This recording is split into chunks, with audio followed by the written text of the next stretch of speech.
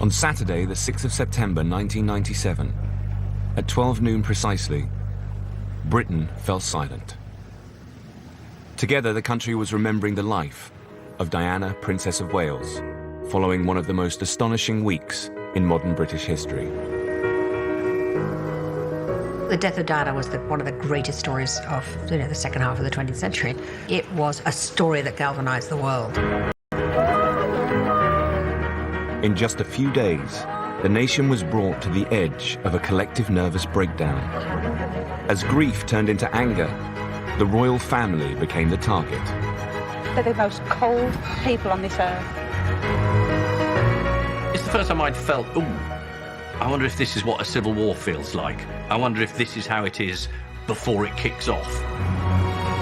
Now, 20 years on, key players speak about the week for the very first time. Diana's closest confidants who were with her after her death. I noticed that the hair of the princess was moving, and just for that massive, minuscule of a second, was she alive? And members of Tony Blair's inner circle. I can remember Prince Philip's voice. He was saying, you're talking about these boys, who've lost their mother. I mean, it was an extraordinary moment. We reveal the story behind the biggest royal crisis in half a century. I actually think that they've been totally unfair to someone who, after all, has given her life to our country. Don't cry. I'm not going to cry. And how, faced with disaster, the Queen fought back. The Queen knew if she lost the affection of the public, then their days really were numbered.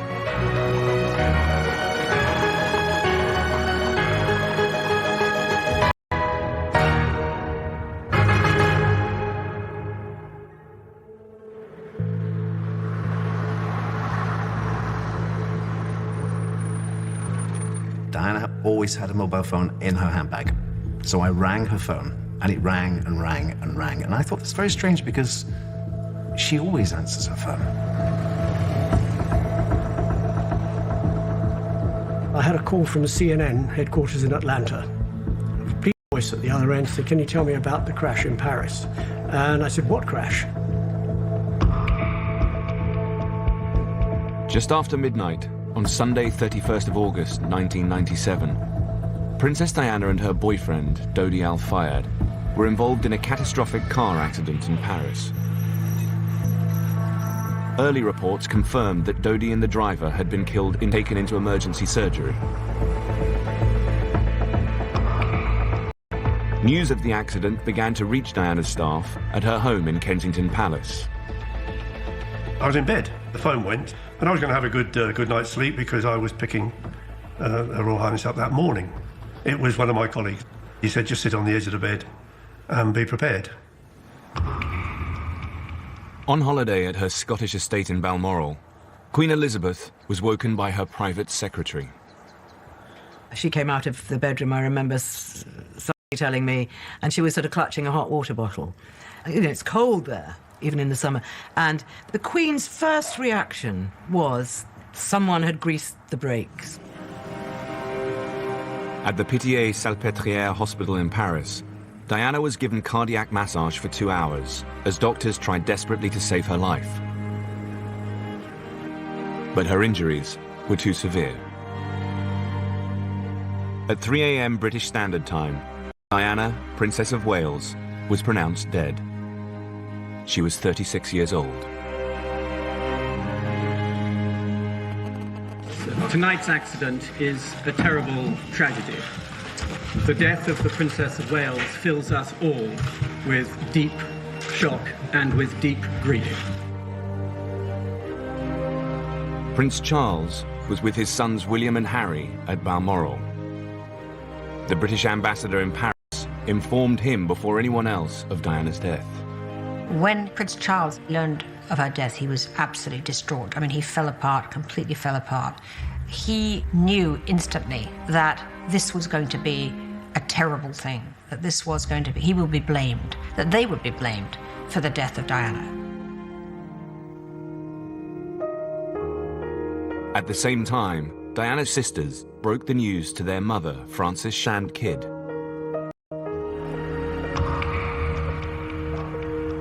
Diana had been due to return home to London that day. Everybody was just horror-struck, really. Just a minute before, I'd got a car to go and meet her. You know, and that night she'd rung, and she'd gone now.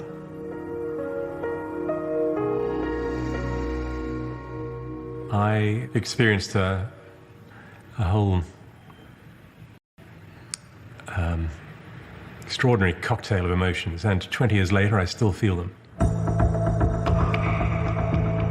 It wasn't just those close to Diana who were left stunned. News spread rapidly across Britain. Had a near flash, and I'm sorry to have to be the one to tell you this. I ran downstairs and I put on the telly and I started watching it, and my husband came in and my kids came in, and I was, you were mesmerised by it. It was a totally shocking event. On what would normally have been a quiet Sunday morning, the national grid registered a record power surge as tens of thousands of kettles and televisions were switched on at the same time. Typical British reaction is you make a cup of tea to console yourself and then sit in front of the television.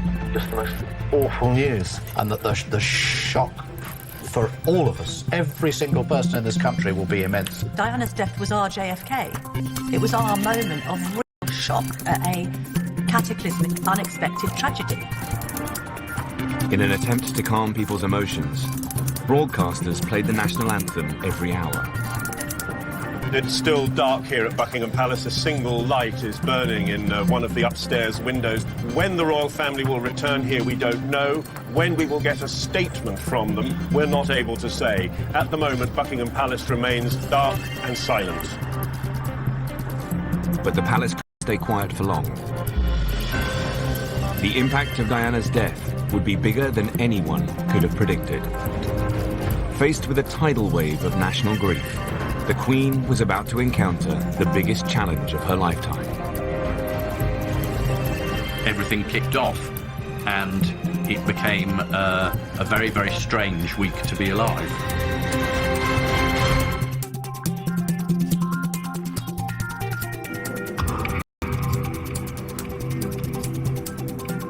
At their estate in the Scottish countryside, the royal family was reeling from the shock of Princess Diana's death. They released a brief statement saying, "The Queen and the Prince of Wales are deeply shocked and distressed by this terrible news." Right from the get-go, the Queen's view was the boys are the priority, and the decision the Queen and Charles took was that they wouldn't wake William and Harry to tell them that night. They would wait until they woke up in the morning and tell them then. But that was about all they agreed upon. Soon it became clear that Charles and the Queen had entirely different views about how to deal with Diana's death. Charles took the decision that he was going to go to Paris to bring back Diana's body. And in many ways, that was a very surprising and brave move, because he was a divorced husband. He was an ex-husband. He had no legitimate right to be there, if you like, beyond being the father of her sons. Charles wanted to take the royal flight to Paris, but the Queen wouldn't agree to it. There was a lot of tension between Charles and the Queen because being ex-wife, actually, of their son. Diana was no longer a royal highness. Following her divorce the previous year, the Queen had stripped her of her HRH title. But Charles knew that his ex-wife was adored by the public. From the very beginning, he understood that if the royal family reacted in the wrong way, people would blame them for her death. Charles has said to her, well, what would you have that she came back in the back of a Harrods van? Finally, Charles won the argument. There really was a moment when it looked like he was going to have to fly commercial to Paris and, get a taxi at the airport, which would have been incredible. The irony is Charles fought for Diana more than he'd ever fought for her in her lifetime. He really did. The time had come to wake William and Harry and tell them the tragic news. Harry begged to come to Paris with his father, but Charles decided not to put his son through the ordeal.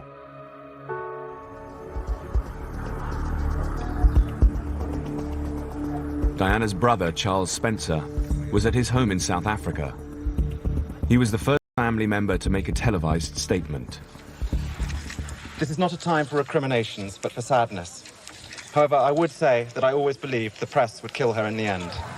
It would appear that every proprietor and editor of every publication that has paid for intrusive and exploitative photographs of her, encouraging greedy and ruthless individuals to risk everything in pursuit of Diana's image, has blood on his hands today.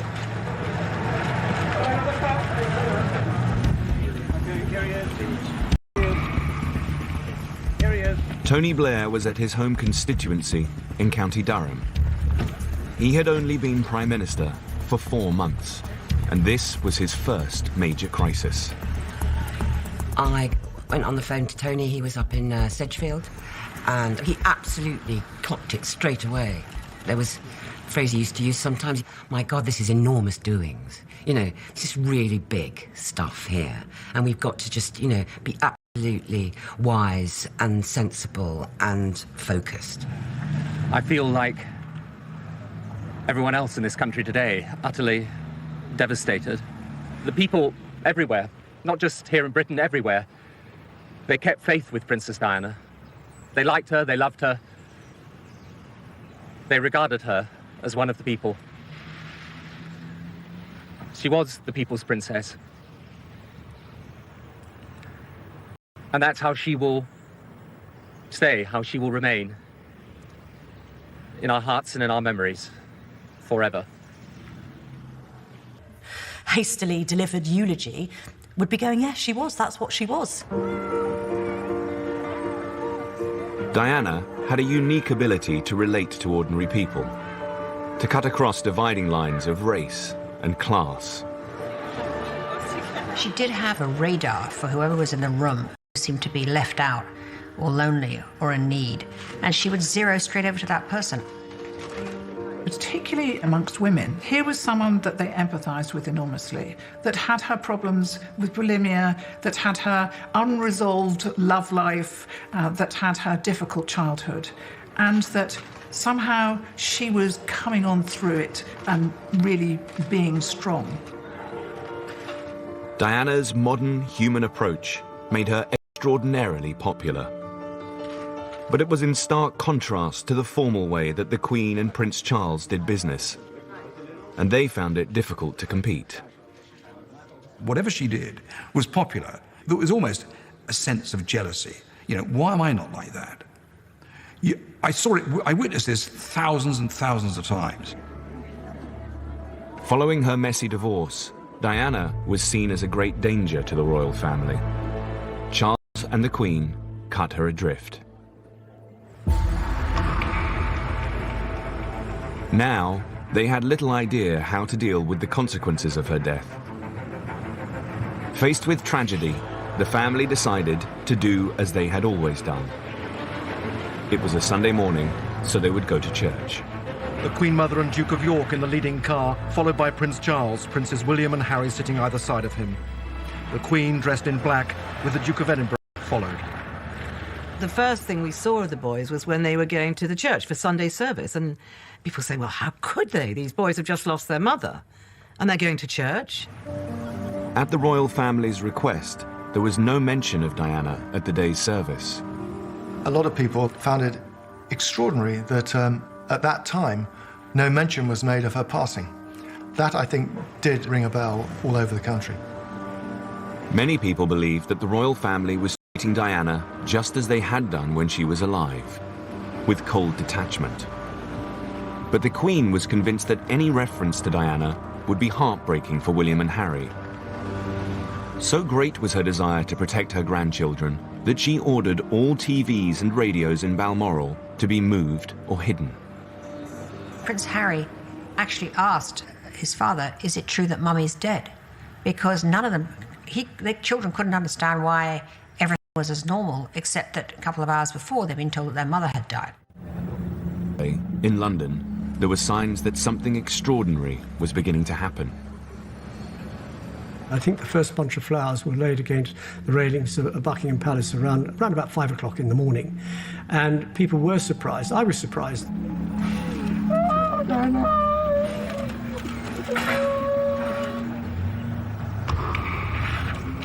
Within hours, the trickle of mourners had become a steady stream.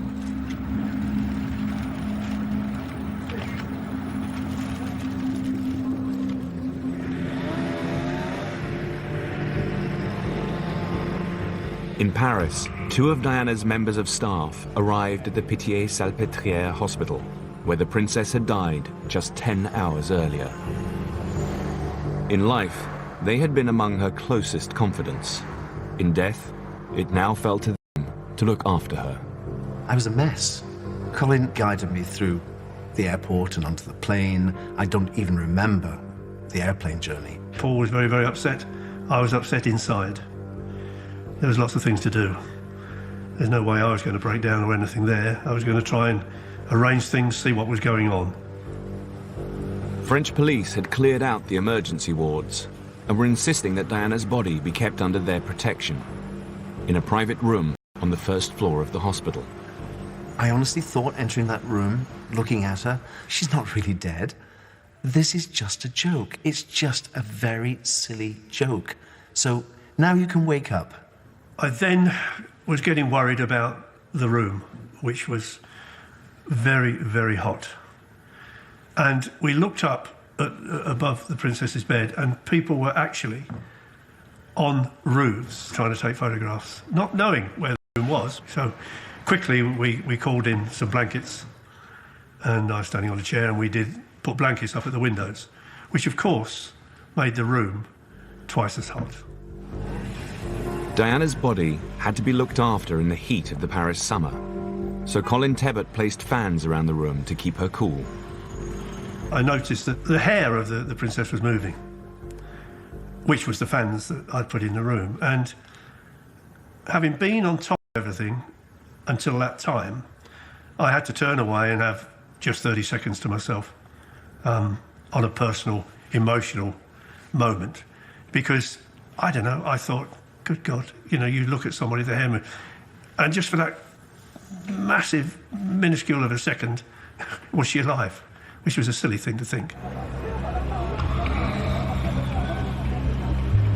Having flown to Paris on the royal flight, Prince Charles rushed. He was met by the President of France, Jacques Chirac. The Prince of Wales arrived completely out of it. He was devastated. This was a woman whom he loved, in his way, many years ago. We were standing outside the door. The Prince came up to me and thanked me for coming. The Prince asked if there were any members of the clergy there. And Paul went and got the 2 vicars. And then the Prince, the 2 sisters, and the vicars went into the room, and the door was shut. Prince Charles later said that it was the worst experience of his life. Prayers were held over Diana's body before the princess was taken from the hospital. In a break with royal protocol, Charles agreed that her coffin should be draped with the royal standard. I was quite delighted to see that the royal standard was placed over the coffin. I thought that was very fitting and a very, very nice thing to happen. This was a sign that, in death, Charles wanted to treat his ex-wife as a princess. Photographers that there were to be no motorized cameras, just single shot. And you really could have heard a pin drop.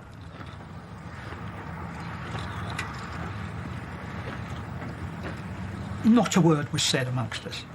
It's hard to put into words how a bunch of really hard-nosed journalists, photojournalists, if you like, have been with this lady and covered some pretty hairy events around the world. And there we were in total shock, if you like, thinking that there she is. On the 15-mile journey, her escort was confronted. I got in my car and sort of followed it down, and I was absolutely flabbergasted at how cars had stopped on the westbound carriageway of the M40, and people got out and stood alongside the central reservation barrier.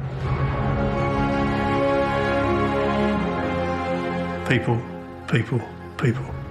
Absolutely, frighteningly amazing. But this was only a hint of what was to come. As the public came to terms with Diana's death, Britain would find itself in the midst of a collective nervous breakdown.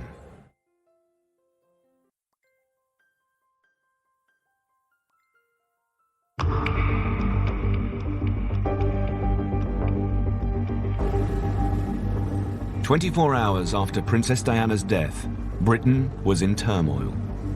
In central London, 6,000 people an hour were now streaming to the royal palaces to pay their respects. He came out the back of Downing Street and we walked up the Mall. And it was palpable immediately. You know, you could smell it, you could see it, you could hear it. I mean, there were hundreds of people carrying the flowers. So we were completely gobsmacked. Diana's body had been taken to lie in state at St. James's Palace.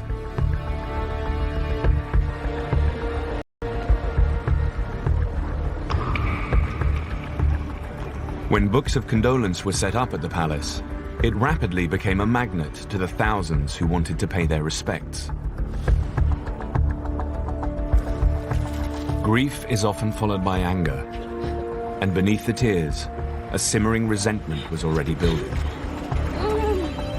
The public believed that Diana had been killed by the paparazzi, so they were blaming the press. Not to kill her. I not helped you. to kill her. Not you, but your profession. My profession, and you've never bought a newspaper.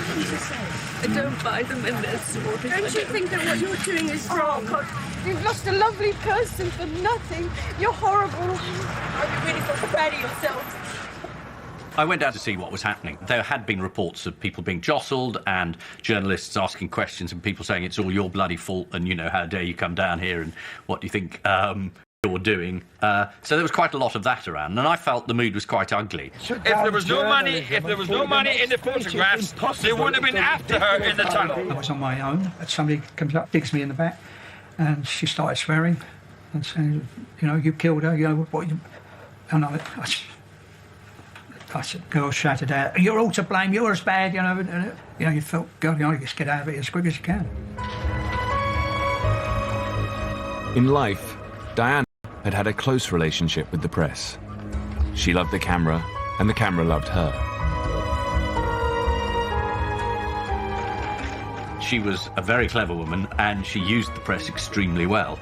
She would say, you know, come and photograph me here. She would give information to certain journalists, not give it to others. She did what, you know, we now associate as fairly classic political spin. Diana became the most photographed woman in the world. But following years of extreme press attention, she grew to hate certain sections of the media. The real issue she had was with photographers. She told me that one or two of them called her a whore, a tart. They would say things to deliberately provoke her because they knew if they got a crying picture or an angry picture, then they might have more success in selling it. Now, the public believed that this aggressive press attention had led directly to her death. Meanwhile, behind a growing wall of flowers, isolated from the grieving public, the palace was in crisis. Stunned by the levels of public grief, the Spencers and the royal family had decided that Diana would have to have a royal funeral. But there was no plan in place. The royal household is ready for most deaths, but not of young people. They were ready for Queen Elizabeth, the Queen Mother, to die. But the royal household wasn't expecting Diana, Princess of Wales, to die. There was no rule book to go to. There was no precedent. There was no tradition. There was nothing that fitted the royal game plan. Diana's funeral would have to be organized from scratch in just 5 days. To tackle the mammoth task, the palace assembled a team of experts. That morning, they met for the first time in Buckingham Palace. That was my first time ever in Buckingham Palace, actually. And we went into this enormous room, and, you know, there were all the Buckingham Palace officials, and then there were the representatives from each of the palaces, as well as other people. And we were the sort of the Downing Street contingent. There was KP, which was Kensington Palace, which sat on that side of the table. Diana's private secretary was there. KP was the Spencer family. Her lady-in-waiting was there. There was JP, which was St. James's Palace, which was the headquarters of Prince Charles. I was there with a colleague from the press office. Sir Paul Condon, the head of the Met. There was Permanent Secretary from the Department of Culture, Media and Sport. Presiding And right in the middle of this table was this enormous wooden box. The box was a speakerphone, a direct line to royal advisors in Balmoral. The room was packed with important people, and each faction had their own view about how the funeral should be run. But for the time being, the funeral team were united by one aim: to help heal a nation in deep shock. It was clear to everyone that the grieving public would have to be involved as much as possible. My colleague suggested to have the charities walk behind the gun carriage rather than a military procession. I suggested that we had speakers along the route and a screen in Hyde Park that people could hear and watch the service. The People's Princess, although I don't think the phrase was ever used in those meetings, but there was definitely a sense of that, and everybody got that. And, there was a real sense that, this was going to be a slightly different funeral, that this was going to be an inclusive affair. Royal funerals usually took place at Windsor Castle. This time, Prince Charles and Tony Blair decided it should be at Westminster Abbey, allowing as many people as possible to pay their respects. But this posed a problem. With an abbey to fill, organisers had to find 2,000 guests in 5 days, and they had no idea who to invite. The controller rather surprised me by saying, "Who do we ask? I mean, at the moment, I'm not sure we can fill the abbey." Which, with hindsight, is quite funny. And I can remember saying, well, if you get hold of a guest list for the Princess's Christmas drinks in Christmas 1995, invite everybody on that guest list and you won't have missed out anybody important. For the moment, the funeral team were united. But with so many competing voices around the table, it wouldn't be long before cracks began to appear.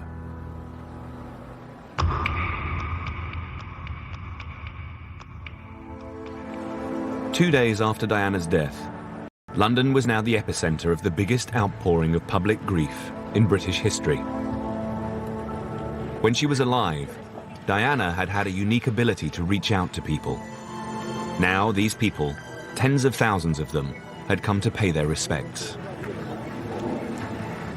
People began to pile on trains and come into London just to be there, just to be standing there in looking at these flowers and being part of this enormous national grieving event. She was the queen of people's hearts. Absolutely irreplaceable. We all loved her. We didn't realise how much we loved her till we lost her. Just can't say anymore. I was a part of that crowd, and what was so comforting was I was one of a million people, and we were all united in this grief. Diana's death touched a raw nerve across the country. Church attendances increased dramatically as people sought comfort, and the record numbers of calls to suicide helplines. I'd never seen anything like it in my life. And I thought, these are the Brits. These are the sort of tight-lipped Brits, sort of, weeping and wailing, like banshees. I mean, it was quite an astonishing sight. This unprecedented eruption of grief came as a huge shock. For some, it was impossible to understand why there was so much public anguish. As the response kicked in, I remember very quickly feeling disgust for all the people who were going to Kensington Palace with toys and with presents and with gifts and weeping. I wouldn't be so hard now. I was much, much younger then. And I like to think I'd be more compassionate. But at the time, I just remembered you're projecting all this love onto somebody you didn't know. There were people who felt, after, a decade of her being on the front, middle and all other pages of all newspapers and magazines, that they did know her and that they were intimately connected with her life. I was looking at your bouquets there. Would you read what you've said on the card? What I've said on the card? It's not just what you've done for us that makes us love you so, it's all the joy of who you are, the friend we've come to know. No. Say? I remember a phone-in where a man literally said that he was so upset, he'd never cried so much, his wife had died from cancer, but he'd never been this upset. And I think that was the moment I thought, you just have got to stop this. This is absolutely mad. Police were now predicting that 2 million people would descend on central London for Diana's funeral, making it the biggest in British history. And with just 4 days to go, the planning meetings were becoming fraught. The most tension in the room at those meetings always came from the Charles Spencer people. When I say tensions, it was sort of a slightly raised voice type of tension, or, a stiffening of the body. Every detail of the funeral had to be agreed upon by both the Spencers and the royal family. But they couldn't see eye to eye. There was more bitterness in the Spencer side and confusion and a sense that they didn't really know what to think or feel, because Diana was a very... ...with her brother Charles had broken down. To escape media attention, Diana had asked to live in a cottage on the family estate at Althorpe, but he had refused. He felt the press would just decamp from London and move up to Althorpe, and he didn't want the press interfering with the smooth running of Althorpe. So they fell out, and they weren't speaking at the time of her death. This made the tragedy of Diana's death even harder for the Spencers to bear. Earl Spencer wanted to make sure that, after death, Diana would again be part of the family. It was almost like the tug of war, she's ours, she's ours. Spencer saying, you've thrown her out. You took away her HRH, and now you want her back? She's ours. So there was a lot of animosity. Charles Spencer wanted to walk behind Diana's coffin in the funeral procession. But royal advisors weren't happy. The royal family did not want the focus to be solely on Charles Spencer walking behind the coffin. They thought that wouldn't be right, that somehow it would set the Spencers apart from the royal family. Although Charles had divorced Diana, he was adamant that he too should walk behind the coffin. And the funeral team wanted to go one step further. They believed that William and Harry, aged just 15 and 12, should join their father in the procession. Diana was their mother, and William is one day going to be king, and therefore he needed to be seen to be taking a role in mourning the loss of his mother, and Harry, by default, as the spare, should be seen as well, and it was a lot to ask of them. But Prince William was refusing to take part. He just didn't want to be seen grieving in public. He felt it was a private event. He was mourning his beloved mummy, and he didn't like the media attention. He probably felt that the media had had a hand in his mother's death. He didn't want to perform. The funeral team set up a telephone conference with Balmoral to try to persuade the reluctant prince. I can remember, it sort of sends a tingle up my back, actually, even thinking about it, is we were talking about this, and then from the box, this huge big wooden box in the table, the voice of Balmoral, came Prince Philip's voice. And we hadn't really heard it before, I don't think. And it was anguished. He was saying, these are the boys here. You're talking about these boys, who've lost their mother. I mean, it was an extraordinary moment. And you did think, that sort of brought it back to me, my God, There's a bit of suffering going on up there. The Queen and Prince Philip were doing a nation in mourning. Soon, a growing public anger would focus on the royal family, plunging them into their biggest crisis since the abdication.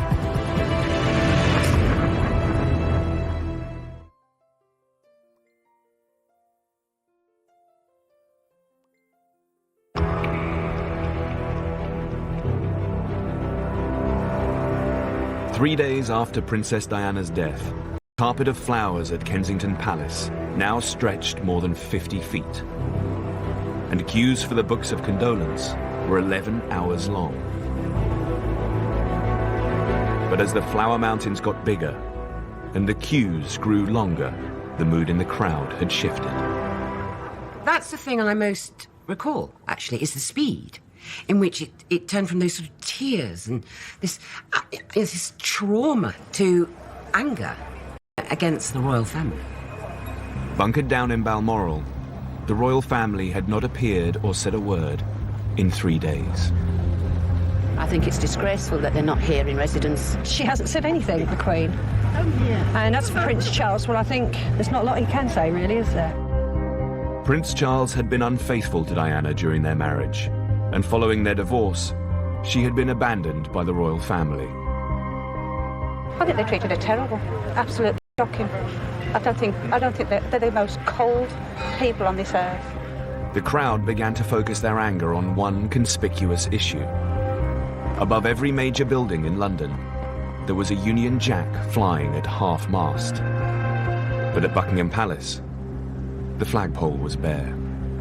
I think it must be very, very cold-hearted not to have a flag up. I think it's a disgrace on the whole royal family. Throughout history, the Union Jack had never been flown over the palace.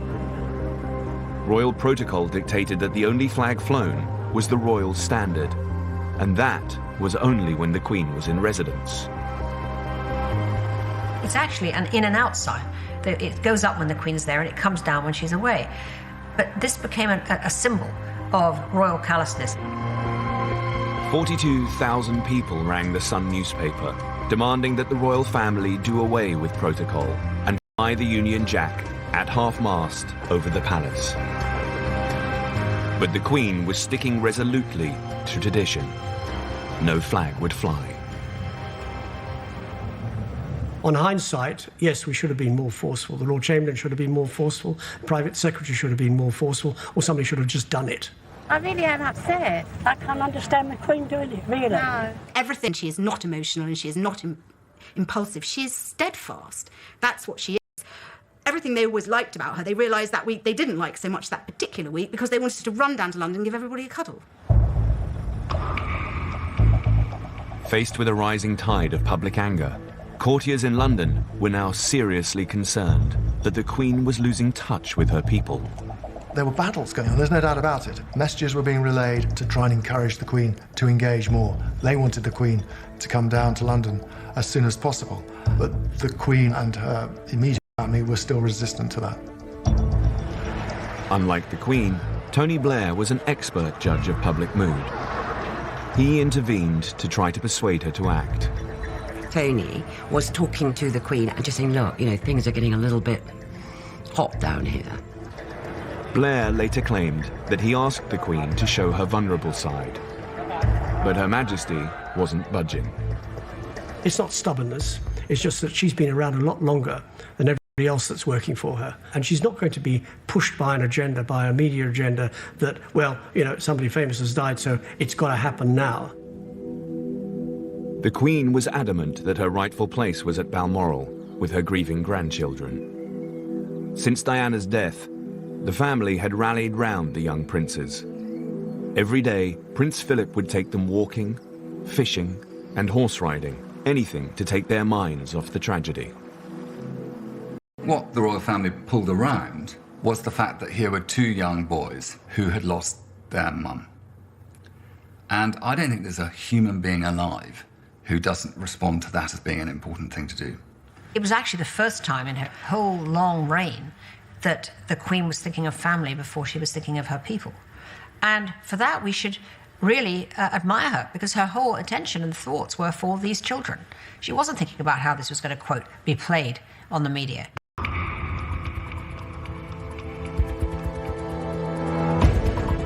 The following morning, the press took aim at the Queen. Earlier in the week, the newspapers were being blamed for Diana's death. Now, they attacked the royal family. In this case, I think it was a conflation of public desire and the press being very quick to get the attention away from themselves and onto someone else. It's the first time I'd felt, I wonder if this is what a civil war feels like. I wonder if this is how it is before it kicks off. In the face of such sustained criticism, Prince Charles was now deeply concerned. As he had predicted, the royal family were now being directly blamed for Diana's death. He still believed he was increasingly worried for his own safety. Prince of Wales was convinced that he was going to be the focus of the anger, that he was the real target of the anger. He thought that he might have been attacked, actually physically attacked. In response, the Metropolitan Police drafted in a team of mounted officers to guard the funeral procession. One of the protection officers said there's just one area where we can't cover the angle that Prince Charles will be walking at. And they asked me if I could move slightly to my right in Parliament Square so that I was covering Prince Charles. And I remember, of course, at the time I went, yeah, that's fine, no problem. I remember thinking afterwards, so what you're asking me to do is if somebody wanted to try and assassinate Prince Charles, they'd have to shoot me first. So, you know, at the time you just go, yeah, that's fine. But you do think about it afterwards, thinking, what did I just agree to? Charles was anxious not only for his own safety, but for the future of the monarchy. He was now convinced that the Queen had to act, so he joined forces with the Prime Minister. Tony Blair spoke to Prince Charles and implored Charles to talk to his mother to try and sort of break the logjam. Under extreme pressure from the media, her people, her government, and her own son, the Queen responded. It finally became clear to her, out of self-preservation, for which, you know, she's known, that this was something bigger and more important than her own personal feelings. Firstly, she asked her press officer to break with protocol and appear on television to defend the royal family. The Queen has asked me to say that the royal family have been hurt by suggestions that they are indifferent to the country's sorrow at the tragic death of the Princess of Wales. Prince William and Prince Harry themselves want to be with their father and their grandparents at this time in the quiet haven of Balmoral. As their grandmother, the Queen is helping the princes to come to terms with their loss as they prepare themselves for the public ordeal of mourning their mother with the nation on Saturday. Following the statement, the palace announced a series of astonishing steps. For the first time in history, the Union Jack would fly at half-mast over the palace. The royal family would return to London on Friday, a day earlier than planned, to meet the grieving public. And most remarkably, the Queen would address the nation on television. It would be her first live broadcast in 50 years. This was a truly unprecedented climb down by an institution that had always resisted change. It was very hard for the Queen to do what she had to do, yielding, if you like, to public pressure. She knew better than their days really were numbered. To gauge the public reaction, Princes Andrew and Edward were asked to walk amongst the crowds on the Mall, the first royal public appearance in 4 days. No one knew which way it would go. There was real anger. The moment they were seen, this sort of relief started to go. People just wanted to talk to these princes about their former sister-in-law.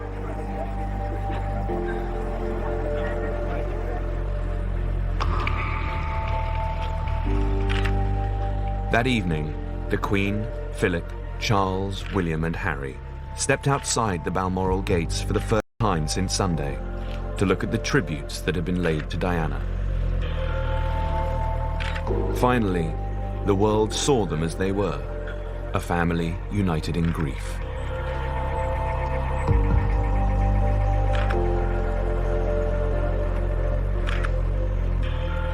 Faced with the biggest crisis in half a century, the Queen and the royal family had fought back. But tensions were still running high. In less than 24 hours, the Queen would return to London to face the vast crowds, and she had little idea how they would react.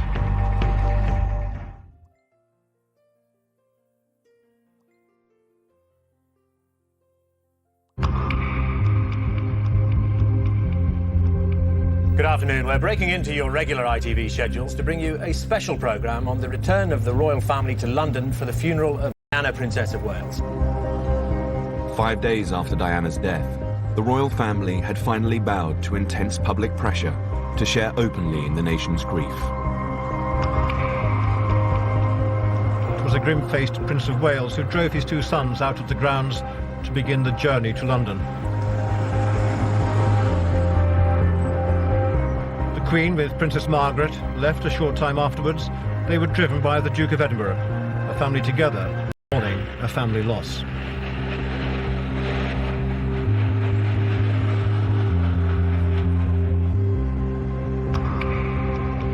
Princes Charles, William and Harry boarded the royal plane at Aberdeen Airport. Normally it is forbidden for two future kings to fly on the same plane. But the boys were desperate to be with their father, and the Queen gave them special permission.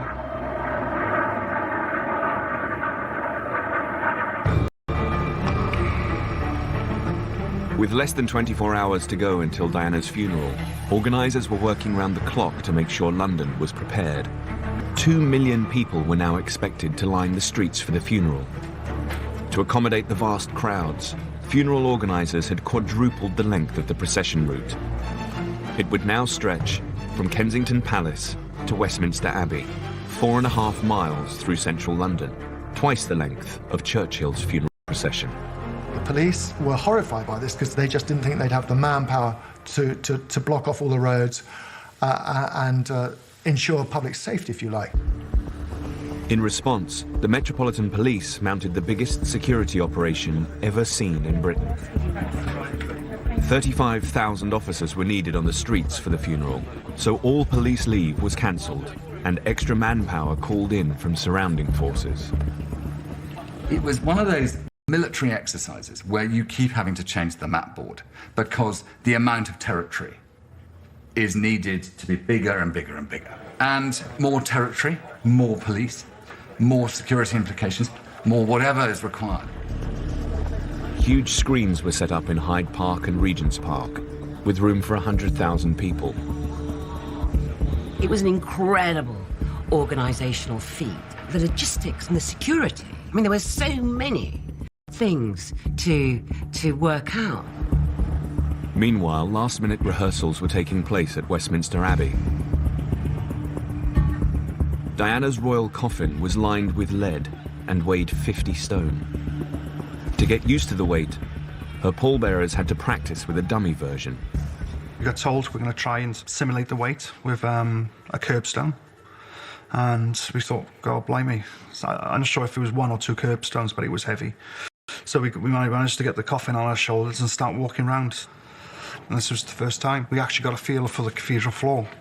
It's marble, and it was like an ice skating rink because you wear metal studs. And we went up and down, up and down, up and down, getting the feel of the actual marble itself. Did put a bit of a reality check. If something did happen, it's going to happen there. 3 hours after leaving Balmoral, Charles, William and Harry arrived in central London. The young princes hadn't yet had a chance to experience the staggering response to their mother's death. So at their request, they made a detour to Kensington Palace to look at the hundreds of thousands of tributes that had been left for her.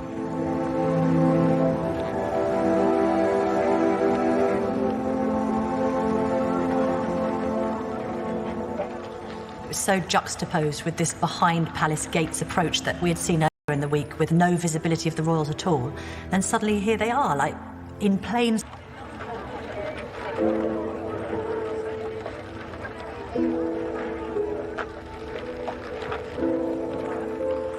Charles.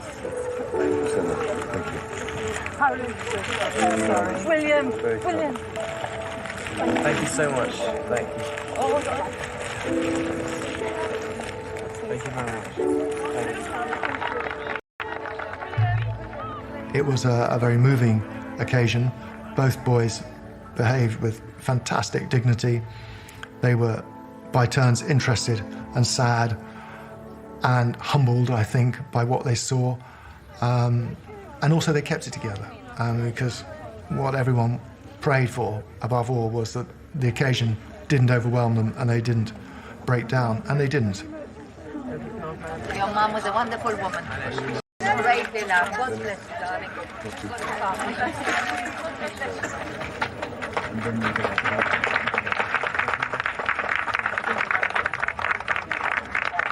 They all said thank you very much for coming. William said thank you so much for the flowers, and I know them. Thank you ever so much. And I shook his hand, and then I got all tearful. I couldn't say anything. 2 miles across London, the Queen and Duke of Edinburgh were heading for Buckingham Palace. They had little idea how they would be received by the vast crowds. So much bitterness had been written in newspapers. So there was a certain amount of apprehension from the Queen as to how she would be greeted. There, for the first time, the Queen witnessing for herself. I think the car is going to stop. The car has stopped, and Her Majesty is going to get out. She is going to look for herself at some of the thousands and thousands of floral tributes.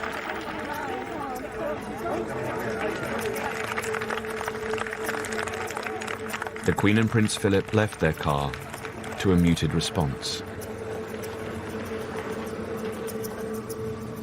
The attitude of the crowd was unpleasant, and it was something which I have never ever seen before in any royal occasion, ever. You know, usually when the Queen goes by, people clap, people cheer, people wave. They don't just stand there. I was waving my flowers, and she came over and asked me if she wanted me to go and put them down with all the rest of the flowers. And I said, no, they're for you, Mum. They've been drummed into me to call her Mum. Mustn't forget to call her Mum. She'd held my hand at this point. She was shaking, and she sort of questioned me, like, are you sure? And I was like, I think you deserve them. I think you've done the right thing with me. I actually think that perhaps what Kate said struck home, and people realised that perhaps they'd been totally unfair to someone who, after all, has given her life to our country. Don't cry. I'm not going to cry, but you know that's what I believe. Mum, take care of the boys. Take care of the boys, Mum. That's what we've been doing. Sorry? That's what we've been doing. I know you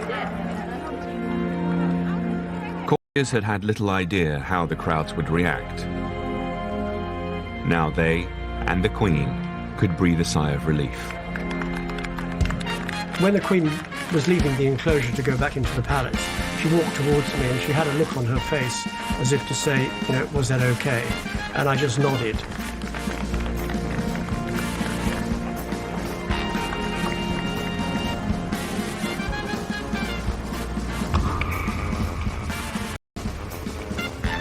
Three hours later, every television channel interrupted their normal broadcasting and cut to Buckingham Palace.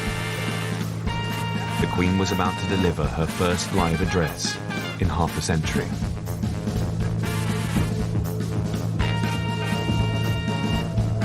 Since last Sunday's dreadful news, we have seen throughout Britain and around the world an overwhelming expression of sadness at Diana's death.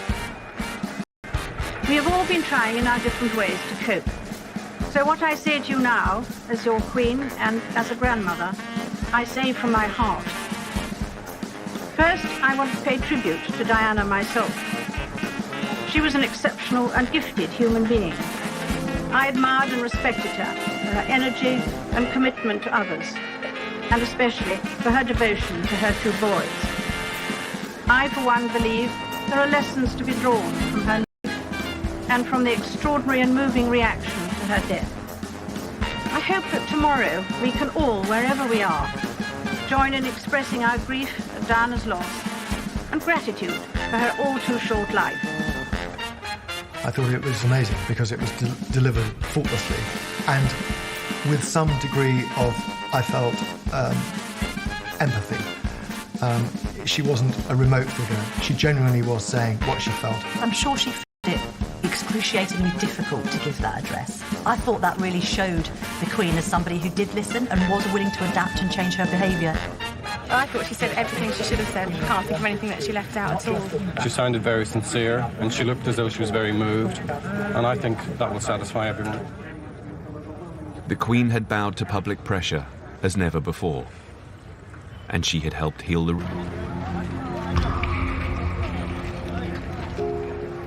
That evening, Diana was taken home to Kensington Palace, where she would spend one last night. Behind a coffin shrouded in the royal standard and adorned by a spray of her favourite white lilies, drove her two sons, Princes William and Harry, bringing their mother back home.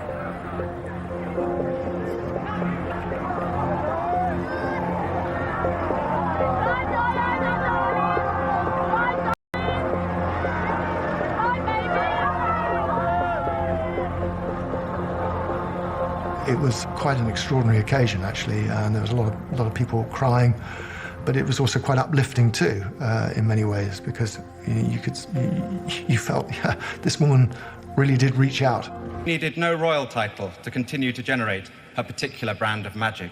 It sounded to me like a speech where nobody had advised him, nobody had drafted it for him. It was not, the formal speech on the formal occasion. It came straight from his heart. She talked endlessly of getting away from England, mainly because of the treatment that she received at the hands of the newspapers. She would want us today to pledge ourselves to protecting her beloved boys, William and Harry, from a similar fate. And I do this here, Diana, on your behalf.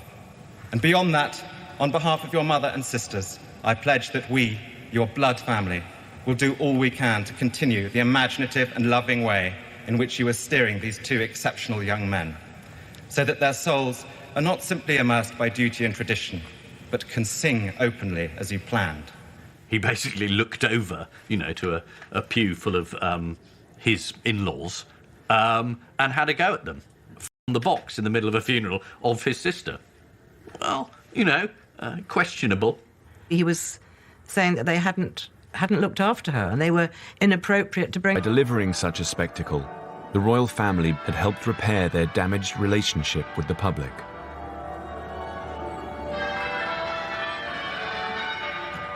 But Diana had one final journey to make. The princess was to be buried at her family's estate in Northamptonshire, 77 miles from Westminster Abbey. Charles, William and Harry left to take the royal train, along with the Spencer family. Diana's coffin would be driven all the way there, giving the public a chance to say a final farewell.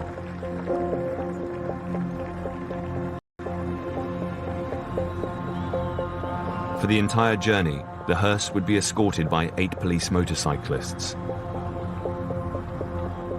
All the riders had known Diana.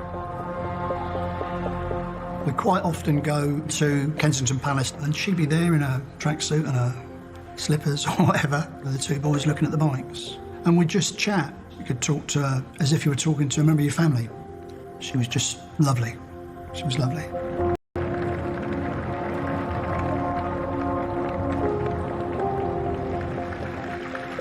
And more applause.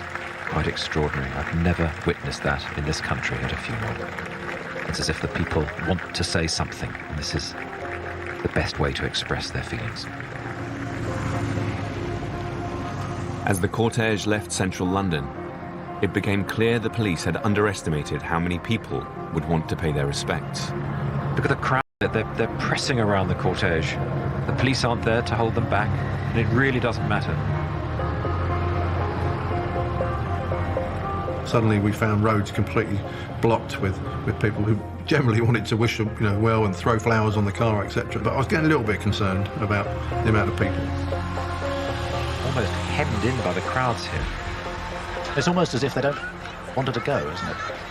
Want to press forward and see her, but, slow down. Yes.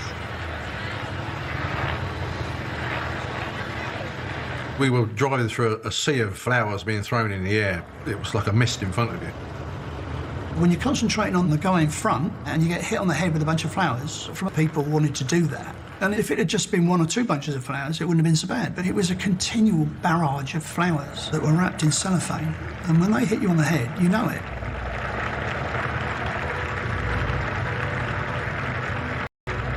Of course, a lot of those stuck on the windscreen and started to build up and up and up, reducing the vision from the driver's seat from the hearse, so he couldn't see where he was going. So the message came back to me saying that we needed to stop to clear the windscreen.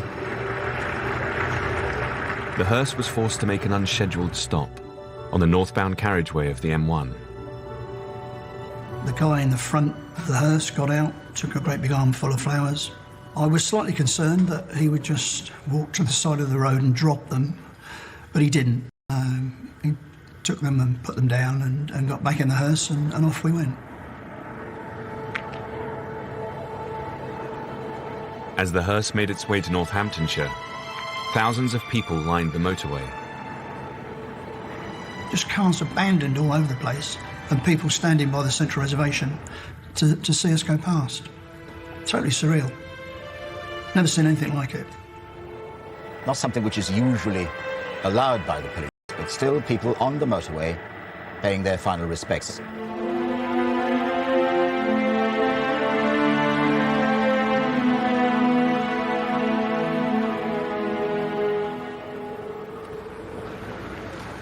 The hearse finally arrived at the Spencer estate at Althorpe an hour later than expected.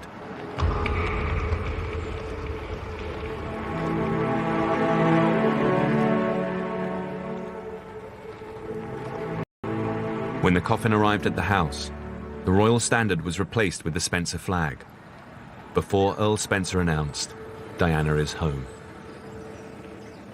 I realized at that point that they were truly claiming back their sister. She's a Spencer now, he said. Diana was buried on a small island in the middle of a lake. Her family chose the spot to allow her the seclusion and privacy that she was denied during her life. This is the private funeral bit. This is what the family wanted. We didn't want hordes of press or other people appearing on the scene. Colin Tebbett and Paul Burrell were the only non-family members invited to the intimate, private ceremony. We followed the coffin down to the lake and across the pontoon which they'd built onto the island. The sunlight was coming through the trees and the coffin was being lowered into the hole. And a few prayers were said, and I just stood there, rooted to the spot. People threw earth on, and as lovely as that. Thousands of the flowers that had been left at the gates were laid out for her. To this day, Diana has no headstone. If there is one lesson from that week, it is that Diana's memory means an awful lot to a great many people. Just as much today as it did then.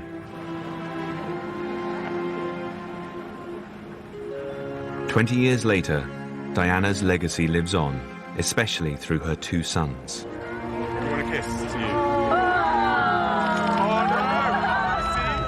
Their mother's sons. People see her channeled through those two princes. The events of that extraordinary week also left their mark on the Queen. She proved that, when pushed, she was prepared to bow to the public and act against centuries of tradition. Out of tragedy, the royal family began to forge a new relationship with the public, a relationship which still survives today. It was an enormous scare for the royal family, who basically, I mean, in the subsequent decades, has sharpened up its act no end. The Queen and Charles have both learnt from Diana to interact more with a public that so nearly turned on them. They understood afterwards that they did have to be more inclusive, that they did have to open up, that they did have to show they were part of the modern world. But for Diana, that would have never happened. Now the Queen is more popular than ever, as her stoicism, her restraint, and her lifetime of service have all come to be appreciated again. The royal family endures. If anything, it's stronger than ever. And today, when the Queen is not in Buckingham Palace, the Union Jack always flies overhead. A clear reminder of Her popularity meant she was never far from the paparazzi, but even when she was, they broke out the long zoom lens. Diana versus the Tabloid is brand new next Saturday at 9:15. Next, it's The Wonderful World of Chocolate.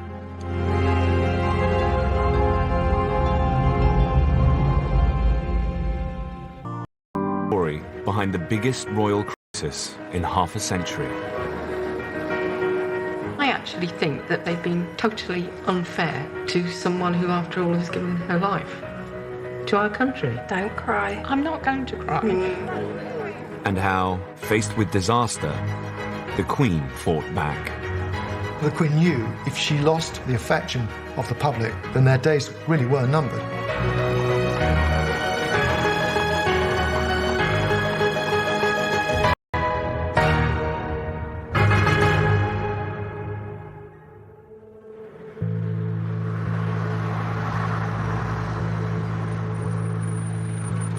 Diana always had a mobile phone in her handbag. So I rang her phone, and it rang and rang and rang. And I thought that's very strange because she always answers her phone.